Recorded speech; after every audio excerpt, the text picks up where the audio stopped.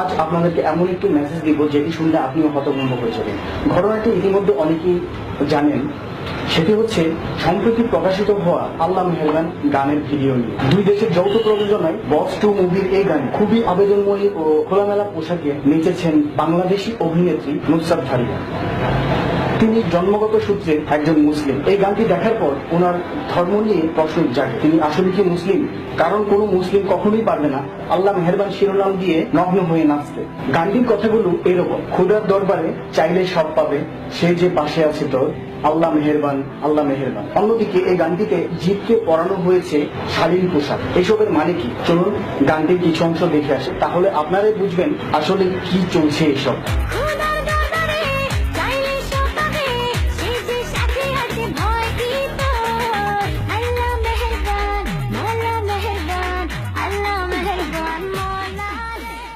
বিভিন্ন পত্র পত্রিকা এবং সোশ্যাল মিডিয়াতে গানটি নিয়ে চলছে তুমুল যুদ্ধ। কেউ কেউ বলছে গানটি ডিলিট করে দেওয়ার জন্য, ইউটিউব থেকে নামিয়ে দেওয়ার জন্য, কেউ কেউ বলছে সেন্সর বোর্ড থেকে মুভিটাকে আটকিয়ে দেওয়ার জন্য। আমরা বলবো বিধর্মীদের এসব ভণ্ডামি বন্ধ করার জন্য।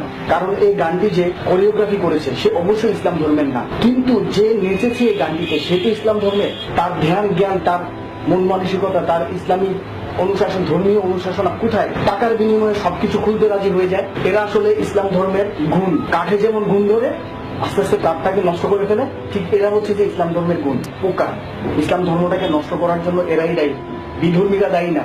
তারা করতেই পারে, তারা যা খুশি তা করতে পারে, কিন্তু আমরা আমাদের তো সচেতন থাকতে হবে। ভিউয়ার্স, একসময় এদেরকে বলা হতো নর্তকী। টাকার বিনিময়ে যারা নাচে, টাকার বিনিময়ে যারা মডেলিং করে, এদেরকে বলা হতো নর্তকী। আর এখন বলা হয় মডেল, অভিনেত্রী, শিল্পী, আর্টিস্ট, কত কিছু। এইসব বেহায়া বেশ্যা নারীদেরকে দেশ থেকে উচ্ছেদ করা দরকার। আমার দাবি হচ্ছে যে নুসরাত ফারিয়াকে বাংলাদেশে ঢুকতে না দেওয়ার জন্য, তসলিমা নাসরিনের মতো।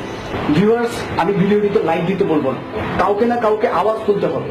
আমার দায়িত্ব ছিল একজন ইউটিউবার হিসেবে আওয়াজ তোলা আর শেয়ার করার দায়িত্ব আপনাদের। এটার সম্পর্কে মানুষকে জানিয়ে দেওয়া এবং এটার বিরুদ্ধে আন্দোলন গড়ে তোলার দায়িত্ব আপনাদের। আপনারা কি করবেন সেটা আপনারা ডিসিশন নেন। বিদায়।